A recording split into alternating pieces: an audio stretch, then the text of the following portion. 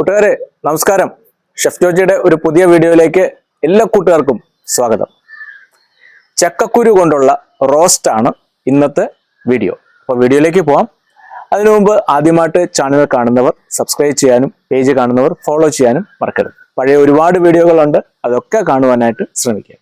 അപ്പോൾ നമുക്ക് വീഡിയോയിലേക്ക് പോവാം.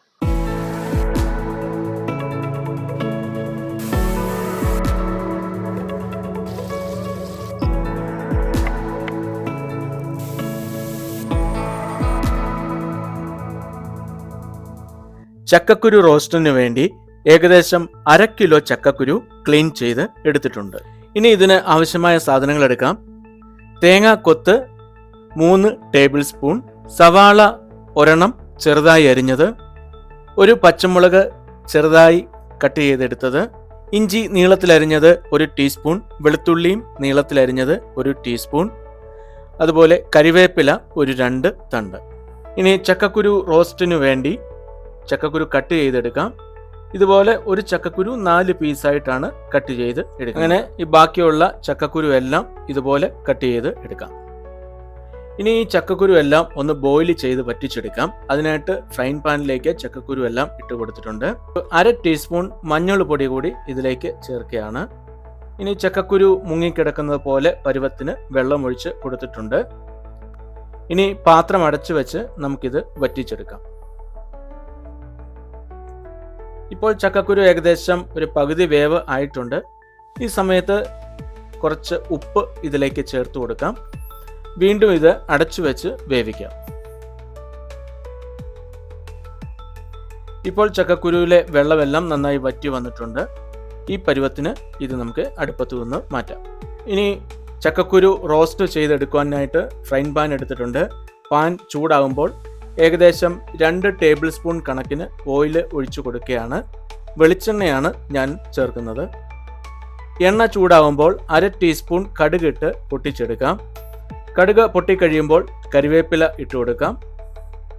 ഇനി ഇതിലേക്ക് ചെറുതായി അരിഞ്ഞു വെച്ചിരിക്കുന്ന പച്ചമുളക്, ഇഞ്ചി, വെളുത്തുള്ളി, തേങ്ങാക്കൊത്ത് ഇത്രയും ചേർത്ത് ഇതൊന്ന് സോട്ട് ചെയ്ത് എടുക്കാം. ഇനി അരിഞ്ഞു വെച്ചിരിക്കുന്ന സവാള കൂടി ഇതിലേക്ക് ചേർത്ത് ഇത് ഒന്ന് റോസ്റ്റ് ചെയ്തെടുക്കാം.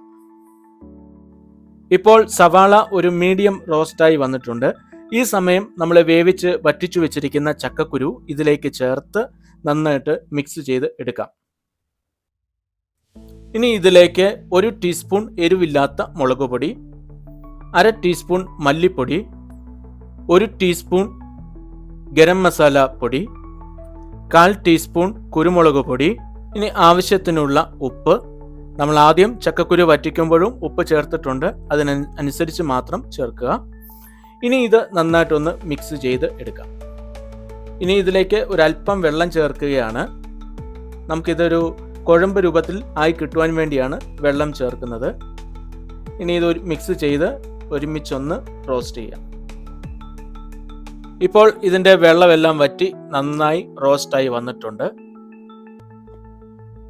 അപ്പോൾ നമുക്ക് ചോറിൻ്റെ കൂടെ കൂട്ടാൻ പറ്റിയ ഒരു അടിപൊളി കറിയായ ചക്കക്കുരു റോസ്റ്റ് ഇവിടെ റെഡിയായി കഴിഞ്ഞു.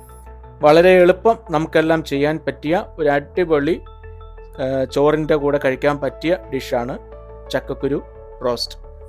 സാധാരണ വീഡിയോയുടെ തമിഴിലൊക്കെ പലരും എഴുതാറുണ്ട്, ഇത് മാത്രം മതി ഒരു പ്ലേറ്റ് ചോറുണ്ണാനെന്ന്. എന്നാൽ ഞാനിതിൽ തമിഴിലൊന്നും എഴുതുന്നില്ല, എങ്കിലും പറയുകയാണ്. എൻ്റെ ചെറുപ്പത്തിൽ എൻ്റെ മമ്മി ഇതുപോലെ ചെയ്തു തരുമ്പോൾ ഞാൻ ഇത് കൂട്ടി 1 അല്ല 2 പ്ലേറ്റ് ചോറ് വരെ കഴിച്ചിട്ടുണ്ട്. അപ്പോൾ ഈ വീഡിയോ നിങ്ങൾക്ക് എല്ലാവർക്കും ഇഷ്ടപ്പെട്ടുവെന്ന് കരുതുന്നു. ഇഷ്ടപ്പെട്ടുവെങ്കിൽ ലൈക്ക് ചെയ്യാനും കമൻറ്റ് ചെയ്യാനും ഷെയർ ചെയ്യാനും മറക്കരുത്. അപ്പോൾ പുതിയൊരു വീഡിയോയുമായി ഉടൻ തന്നെ വരുന്നതായിരിക്കും. അതുവരേക്കും ബൈ ബൈ.